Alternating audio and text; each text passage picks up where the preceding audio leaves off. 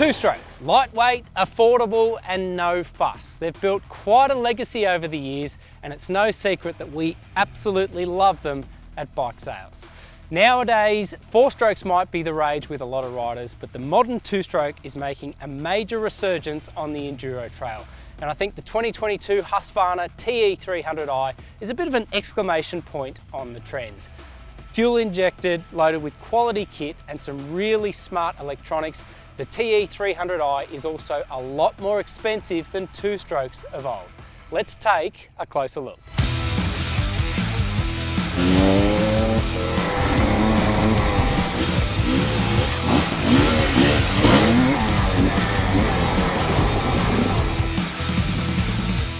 The TE 300i is one of three two-strokes in Husqvarna's Australian Enduro lineup and has undergone some significant evolutionary changes for 2022.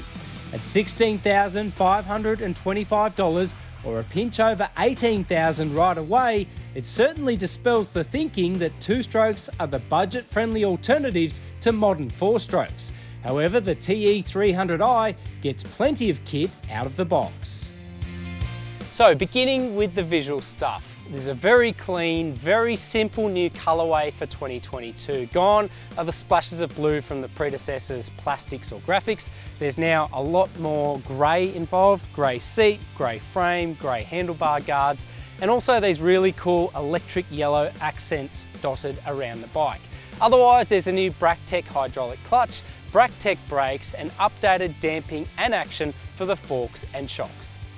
As before, the TE 300i's engine is cradled in a chrome moly steel frame mounted to a composite carbon fibre subframe and hollow cast aluminium swing arm. It uses a linkage system as opposed to the PDS employed on related KTM enduro machines. Elsewhere, there are CNC machine triple clamps with a 22mm offset, while Pro Taper bars and ODI grips are also standard fare. Sitting under the broader KTM group banner, the Husqvarna brand is really positioned as the more luxury option. And the TE 300i certainly reads that way with all the equipment that you get standard. From the quality Michelin rubber, the DID Dirt Star wheels, and the components that are spread all around the bike. It certainly looks great and it feels great as well. Everything is designed with a hard-wearing premise. I love that you get standard frame guards. Even the corrugated section of the expansion chamber, it's designed to stand up to rocks and sticks and debris on the trail, and it's certainly done that so far. As ever, the ergonomics of the TE range are just great. You've got a really open cockpit, lots of space, and it feels like a bike that would be well suited to taller riders and shorter riders alike. I'm about 5'9" and I've had no problems whatsoever with the standard setup of the TE 300i. Slightly at odds with the premium positioning is the TE 300i's very simple digital screen, which covers the bare basics but not much more. That said, it is lightweight and very robust. Handily, you can access the TE 300i's airbox and change its air filter without tools, while a quick-release fuel filler cap offers easy, foolproof access to the tank. That brings us to the engine. It's a 293.2cc liquid-cooled two-stroke with electric start and two-stage traction control and mapping.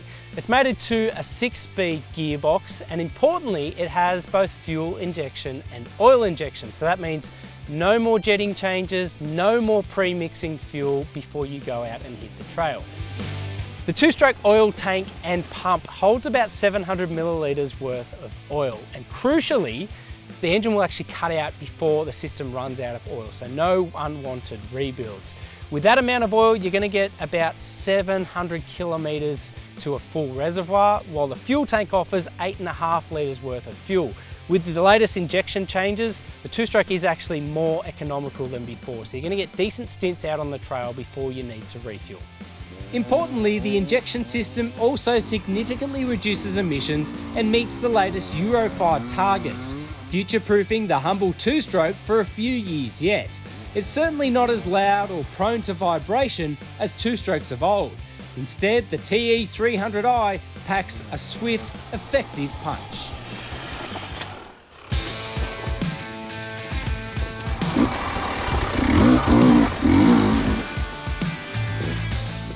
First of all, you really do have to cast aside any preconceptions with the Husqvarna TE 300i. Admittedly, I hadn't ridden a two-stroke 300cc enduro bike for a few years, but I remember the last one that I rode scared the absolute out of me. I have no qualms in saying that because the latest Husqvarna and the fuel injection technology really is a revelation in terms of the way the power curve is delivered, how smooth it is, and just how linear and user-friendly it is as well. Upon first jumping on, you could easily mistake the engine for kind of running a little bit rich. It's not because it was fluffy or anything else, but it just didn't deliver that sort of aggro power band that a traditional two-stroke does. Admittedly, the engine doesn't really produce the instant torque that you find in a modern four-stroke engine, and it's probably most noticeable when you're coming to power wheelies and things like that. It's not quite as linear as a modern four-stroke.